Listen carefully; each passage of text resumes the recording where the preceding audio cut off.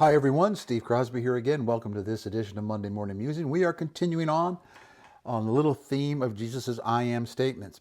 And in this segment, I want to talk briefly about Jesus' I am the resurrection and the life. Many of you, I'm probably aware, are aware that within Judaism at the time, there were different opinions about whether there was a resurrection or not. The Sadducees did not believe in the resurrection, but the Pharisees did. Now, to claim for yourself that you are the resurrection and the life is to attribute to yourself things, again, that the Jews and the Jewish establishment would have attributed to Yahweh and Yahweh alone, or to themselves via Torah.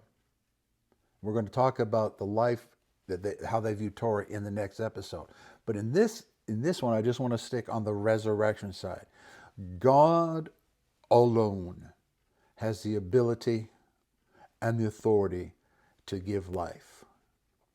And if you're coming from Second Isaiah, or if you're kind of in that Janus faced God concept where Isaiah says, I am the Lord, I kill and I make alive. The Jews who hung on to that, or who would interpret God that way, understood that Yahweh and Yahweh alone has those kind of powers and discretionary actions. So when Jesus says that he is the resurrection and the life, he is saying that those powers which they understood to be reserved for Yahweh were bound up in him. Not only the power to make alive, but that in him was that power. Otherwise, resurrection and making life were not tasks, qualities, or attributes of Yahweh. So they weren't something Yahweh did, but they were actually resident in his person. That will get you killed. And there's a reason that in John's gospel, when the conflicts with the religious establishment, by the way, when the scripture refers to the Jews, it's not being anti-Semitic. It's a metaphor for the Jewish religious establishment. So unfortunately, Christianity has a history of anti-Semitism by mishandling some passages where the Jews. It's a concise way of saying the religious establishment. Jesus was brought into conflict with the religious establishment.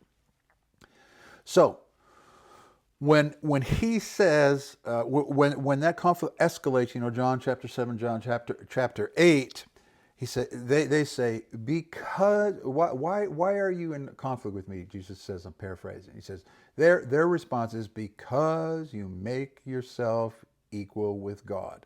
Those sayings in John chapter 7 and John chapter 8, which we're going to get to before this is over, are not just